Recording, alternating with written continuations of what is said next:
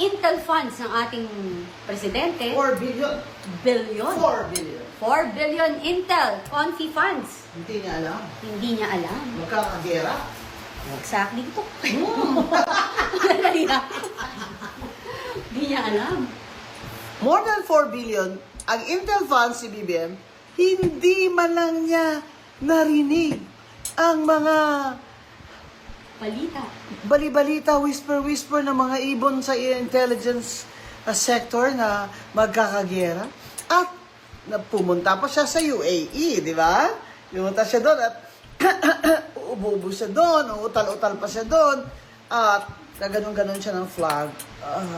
Gaganon-ganon siya. Pero, wala. Hindi niya alam na may kakagera. Wala ba siyang idea? Kasi wala siyang mga geopolitical advisors na nakakapredict nitong mga kaganapan at mga digmaan sa ibang bansa. Di ba? Kaya si BBM ang nakakatakot sa lahat, mga kababayan. Dahil siya ang Commander-in-Chief ng ating Armed Forces of the Philippines. Kung bangag ang Commander-in-Chief, paano na lang tayo? Ito ngayon ang problema. Yan. So, patinggan natin yung solusyon niya dyan sa pagbomba ng Iran sa mga countries like Dubai and United Arab Emirates, kung saan meron tayong maraming Pilipinong OFWs. Pakinggan natin si BBM, Miss Cathy Binat. Okay. Ladies and gentlemen, si BBM at ang kanyang report. No filter kami. So, pakinggan nyo ha. Aray ko. Ayan. Eto na. Ito ngayon ang problema. Ang problema, walang lumilipad na eroplano. At yung mga airport ay tinatamaan na. We have heard reports of attacks on different airports around the region. Generally this is by Iran. Yung mga tumulong sa Amerika at yung mga bansa na tumulong sa Amerika ay inaatake ngayon ng Iran. Israel! Retaliatory strikes. Kaya very fluid ang situation. Ang assessment namin is delikado siguro magpalipad. Kahit na kaya natin Siguro? magpapalipad ng Delikado? Hindi ka ba pasok, sure? Wala tayong magagawa. Dahil, number one, the airports are closed. There are all no-fly zones. This is a combat area. And Saan ang bola kaya? kinakatakutan Pwede, ko sir? Sa lahat ay yung nangyari, I'm sure nabalitaan ninyo lahat, 3 fighter jet ng Amerikano ay pinabagsak ng Kuwait by accident, by mistake. So, kung commercial airline, baka magkamali din. Paano ka mag-commercial airline? Hindi ka nga makalabas sa airport. Bobo by ka. mistake. So, that's what we are worried about. So, siguro, yung pagpalipad ay hindi muna natin gagawin. Ngayon, by land, meron mga option na nagsasabing Baylan? Ano? Babaylan? Yun din ay Marami hong mga delikado bading din. na babaylan sa Dahil, amin. Padala namin kung dyan. magkaroon ng friendly fire incident, alam nyo, pagka may Naku, sir, putukan, ipadala mo na lang it si is an Auntie active Claire. combat zone. Kayang-kaya Pag nakakita niya yung ka ng combat maraming zone. sasakyan, baka bombahin yun. Oo, Because they kayang-kaya will niya yan. misidentify it as some hostile movement. So that is also dangerous. Although that will be the best option that we will have Anong best option niya? in the immediate future. Dahil nga kinakatakutan pa Ano natin bang best of sila baylan? Yung mga babaylan daw. Oy, mga babaylan! Sila basta kayo ang dyan. advice na binibigay Bago kayong natin trabaho. sa ating mga kababayan. Sasakay ay daw sa maghanap inyo, kayo ng mga safe OFW, place. mga... At doon Alam kayo ko na! muna. Okay, Ano sa pause. sasakyan nyo? Oo. Okay, game. Ito na! Ito na, BBM! Ang solusyon sa problema mo! Ito! Sasakyan ng mga babaylan! Woo! Sasakyan ng mga babaylan! Ayan o! Oh. Kuha ka ng mga mga ala Harry Potter! Yan! Yan! Dyan! Sa magsakay. Oh, si Ate Claire, para sa inyo ito, Ate Claire. Pinagawa ko ito talaga. Oh. Ano Ano yan? ito eh? Improvise. Walis. Outdoor walis. Ito, walis ito na yung sa map. Nilagay namin dito sa walis ting-ting. At yan po, kaya po ito. Bibili po ito, manufacture po ito ni BBM sa halagang 100,000 pesos lang ang isa. Yan. Para yan kay Auntie Claire. O, di ba? 100,000 pesos kasi yung brand is Attorney Commissioner Bing Guanzon. Ang bongga talaga. O ano, BBM? Ba't di ka mag-submarino? Di ba? Ang sabi, galing-galing mo. Ang galing, galing kong sumayaw, galing kong sumayaw. Ang galing-galing mo, mag-submarino ka. O, pwede ba submarino doon? Eh, wala ka nga submarino umaandar eh. Kasi inuuna mo naman yung ano eh. Alam mo na, inuuna mo, di ba? Yan ang problema. Kasi sinasabi ni Browner na ready ang ating Armed Forces of the Philippines. Kahit magkagera man ngayon, Kati. Ewan ko. Oh. Ngayon, nananawagan yung nangaaway sa ambassador ng China, pinapalaya, si Risa Hontiveros. Oy, nako! Oh, biglang Oo. peace on earth. Dapat- Akala ko ba kaya natin? Oh, dapat siya mauna doon.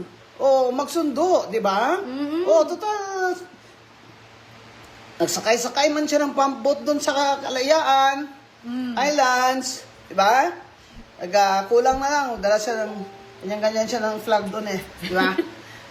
So, pwede rin siya magsundo doon ng mga Pilipino. O, isakay nila sa mga, ano bang sasakyan niyo doon? Pump boat, saka At saka submarine. aeroplano. Oh, Actually, sayang nga yung ano, parang alam nyo ba, kapag lumilipad ka, gumagamit kayo ng chopper at saka aeroplano, ang mahal ng gasolina. Sobrang mahal ng gasolina. Sana pinadala lang na lang niya yung mga goods na para naging pera, kesa sumakay pa siya doon, sinayang yung Oo. pera ng bayan. Oh, itong reklamo ni ni Eloy Bogris pag nagfa-follow kayo sa Ilongga ako. Abay ilang araw na daw. Wala naman daw kung ano-anong instruction ng embassy at anong mga tulong sa kanila. Kanya-kanyang kayod daw sila para makahanap ng makuna ng mga grocery, ng mga pagkain. Eh, nag-ano na po doon? Anong tawag doon? Yung pagdag yung bibilihan Panic sila ng buying. panic buying na ngayon sa mga supermarkets. Eh, magkano po, ilan ba ang Filipino overseas workers dyan sa UAE tsaka sa sa Iran meron din sa sa Israel meron din eh. UAE, Dubai, pero mo yan, ilang pamilya yan na halos gabi-gabi hindi makatulog sila dito, baka kung ano mangyari sa kanilang mga kamag-anak dyan. Si BBM, ang kanyang solusyon ay report araw-araw. At sabi niya, go to a safest place. Saan yun? Sa Cubeta? Safest place? Alam mo, BBM, kung talagang may pagmamahal ka sa mga OFW, nakita na nila yan noon pa. Ngayon, sa third year ng administration mo, biglang nagka-crisis, may digmaan. Nakita na talaga nila na ikaw, BBM, you are incompetent. Oo. Ngayon mo pa sasabihin na maghanda na to kayo. Maghanda, paano sila maghanda? Oh, di ba yun nga, yung issue nga nila na 120 na confidential fund ni VP Sara. Ito ngayon ang katanong-tanong. Nasaan yung 4 billion na confi fund? Intelligence fund. Oh, Oh, nasaan na? Bakit hindi mo alam na may mangyayaring mga ganito? Bakit ni isa sa ating OFW o anuman, katulad nga nung sinasabi sa mga embassy ng ating bansa, sinabi na nga ni Com Gonzon, is wala man lang silang mga panuntunin o panawagan kung paano natin mapoproteksyonan ng ating mga OFW or kapwa Pilipino sa ibang bansa. ito pa yung nakakatakot. Yung astang sasali pa sa gera, iba dyan. Manahimik nga kayo. Manahimik nga kayo dyan. At huwag nyo namang isali yung mga Pilipino sa ibang bansa dyan sa kagaguhan nyo. Bay, gusto nyo pang sumali ng digmaan? Eh, yung China, nagpadala ng mga fighter jets sa Iran eh. Correct. Gaano ba kalapit ang China? Eh, tatawid ka lang sa Batanes, fishing boat, mag-pump boat ka lang sa Batanes, nasa China ka na. Yung radyo nga i-tune in mo lang, Chinese na yung, ipupukol mo na lang bato China ka na. Tapos maghanap pa kayo ng digmaan sa China. Oo, katulad, Kayo, Tariela, dapat ang solusyon ni BBM, papuntahin si Tariela. si Jesus Falsis, Yan. si Tariela, Si Darian. si Darian, Yan. si Rizon Tiveros. Yan, lahat Sino sila. pa? Total, matatapang Isakay kayo. sila sa aerocopter at ipaparachute sila, ibagsak sila doon sa Israel. Correct. Pagtanggol nyo yung kaalyado natin. Oo. Kasi sa tingin nyo ba sa sobrang busy ng Amerika, mababakapan tayo? Oo. Ilan ang maglalaban-laban? Kaya ba natin? Di ba sabi nyo matapang? O sige, ilabas nyo yung tapang nyo doon. Nandadamay pa kayo. Yan ang hindi nyo nakikita, no? Na ang China, magpapadala ng fighter jet sa Iran. Yan ang hindi nyo nakikita. Kasi puro kayo politika. Puro kayo anti-Sara, iniisip nyo ni Risa Ontiveros ang 2028 elections. Hindi nyo iniisip ang kapakanan ng ating mga kapwa Pilipino na nasa abroad. Puro optics Kong G. Puro Yeah. optics. Puro optics. Puro flowery words. Puro Hindi pumunta si Risa Ontiveros doon. Diba? Kasi munta nga siya sa Kalayaan Islands Oo, kaya niya yun. Tapos ngayon, issue sila ng statement na dapat daw ito pinag-usapan, peace man. Paano yan, bangag ang presidente nyo. Kayo, unit team na kayo kay BBM, hindi kayo oposisyon. Correct. Si United. Sara Duterte ang oposisyon. Oo, wala. Kaming mga ayaw kay BBM gang, kami ang oposisyon. Kayo, Hindi kayo. nga masabi, di ba? hindi na oposisyon. BBM resign, ayaw. At ano mo, nakakagulat yon na doon talaga ako yung na-legitimate, yung naging lehitimo yung pagsasabi na talagang pro-BBM na yung ibang dilawan. Lalo na si Kiko D, he doesn't even wanted to say BBM resign. Yan pa. Ay, Kiko, ilang taon ka ba, Nonoy? 1986 sa EDSA, 40 years ago, nung kami, bago pa yan lumaban na kami dun sa mga warlord para labanan yung Marcos versus kay Lola Cory mo. Nasaan ka ba noon? At ikaw na ngayon ang leader dyan, sinasabi mo hindi kami pwedeng sumigaw ng BBM resign? Kaya hindi na ako pumunta ng EDSA. First time ito, hindi ako pumunta dyan. Kasi, kayong mga kaliwa, lalo na yung akbayan, ay sa inyo na si Kiko D. Kaya ngayon Kiko D, wag mo sabihin dilawan ka. Hindi ka dilawan. Kaliwa ka, makaliwa ka. Diyan ka sumama kay Risa Ontiveros. Nakita kita sa Senate No, Katabi kita pagkatapos na may resolution yung na Senate na susundin ang Supreme Court ruling, tumayo ka at ganun ka doon Asal ba yan ng taong ang bloodline ay Aquino? Ganyan ba masal si Bam Aquino? Hindi, di ba? Ikaw, dahil sumanib ka na sa kaliwa, sa akbayan hindi sa makabayan, kaya ganyan. Gusto nyo na, suluhin nyo na ang EDSA People Power Anniversary na para bang kayo talaga ang nakipaglaban. Ang mga sinungaling kayo, buhay pa kami. Kaya nga, tsaka feeling sila lang yung bida tsaka matalino. Kapag sila naglalabas ng mga testigo nila, dito ka na, Kong G. Pwede ka na umupo. Ikaw Yun. ang tagahatol. Lola! Ayan. Ako ngayon, ang Lola Judge. Oo, Lola Judge. Tapos, di ba, at eto pa, ang mahalata mo, hindi nila tinitigilan si VP Sara sa 120 million ng Intel funds, pero yung trilyon. At ilan na ang lumabas para maging witness at mag-testify ng mga korupsyon, male-maleta, Trilyon na flood Oo. control kickback. paper bags. Oh. They are deaf.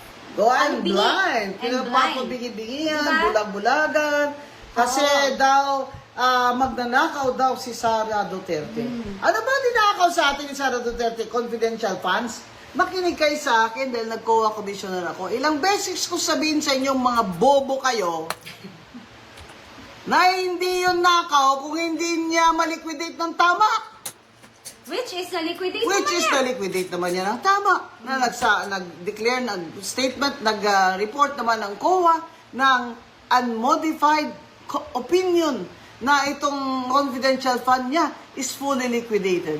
Ang tatanga nyo, kasi ayaw nyo talaga maniwala. Gusto nyo lang maniwala at sabihin sa ibang tao na magnanakaw si Sara Duterte para wala siyang kaibahan kay Bongbong Marcos, para kayong mga kaliwa kayo, mga kasama kayo ni Lamas, ay kayo naman na maglalamas ng kaban ng bayan sa susunod. Agree. Hindi kami papayag dyan. Hindi kami Dahil tanga. nandito kami sa gitna, hindi kami makaliwa at hindi kami maglalamas ng kaban ng bayan.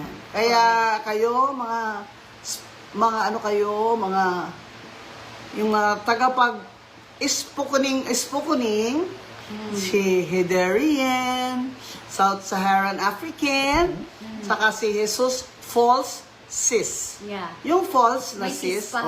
yan. Bading yan eh. Ano ba? O talaga, Jesus False Sis, aminin mo ng bakla ka. Ayaw ba? Hindi ba niya Wala siyang inamin na bakla siya.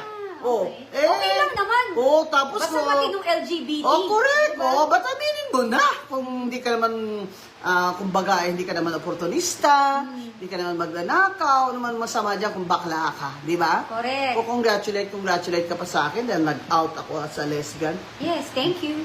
Thank you, Gaga. Ikaw ang pangit mong bakla, kaya hindi ka talaga tatanggapin ng mga asosasyones kabadingan dyan. Dahil ikaw ay samantala. At mapagpanggap. Mapagpanggap. Ano pa mga anak? Ano pa? Yun. Yan. Kaya kailangan po, makinig tayo na mabuti, mag-analyze tayo ng totoo, kailangan base sa facts. Base sa facts ang ating mga sinasabi at